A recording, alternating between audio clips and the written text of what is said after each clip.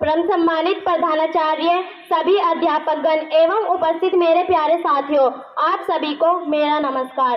धरती कहती, अंबर कहता, कहता यही तराना है, आपके आने से ही तो रोशन हुआ जमाना है, रोशन हुआ जमाना है। सर्वप्रथम आप सभी को शिक्षक दिवस की हार्दिक शुभकामनाएं।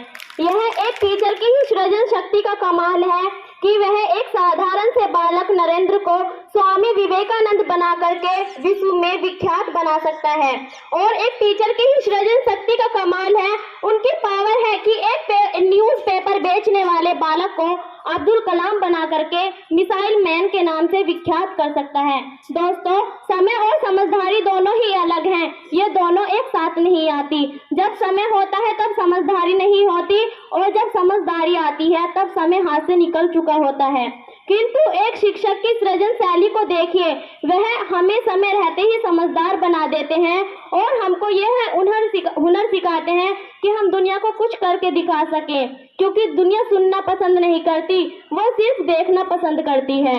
और यही कारण है कि शिक्षक का दर्जा माता पिता तो क्या भगवान से भी ऊंचा है। किसी ने क्या खूब कहा है कि कठिन राहों को सरल बनाया है आपने, जीवन का मूल्य समझाया है आपने, चुन चुन कर निकाली खोट कुंभकार की तरह, जिंदगी जीने का हुनर सिखाया है आपने, जिंदगी जीने का हुनर सिखाया है आपने। मित्रों, पुराणों में 3 देवों का वर्णन मिलता है, ब्रह्मा, विष्णु और महेश। इन तीनों के 3 अलग अलग कार्य भी बताए गए हैं। ब्रह्मा सृष्टि की रचना करते हैं, यानी सृजन शक्ति। विष्णु पालन पोषण करते हैं, यानी पोषण की शक्ति। और रुद्र यानी शिव संहार करते हैं, यानी समन की शक्ति। ये तीनों देव अलग अलग मिलकर अलग अलग 3 काम करते हैं, किंतु एक शिक्षक इन तीनों काम को अकेले ही कर लेता है। वह ब्रह्मा बनकर विद्यार्थियों के माइंड में नए विचारों की कल्पना शक्ति का सृजन करता है।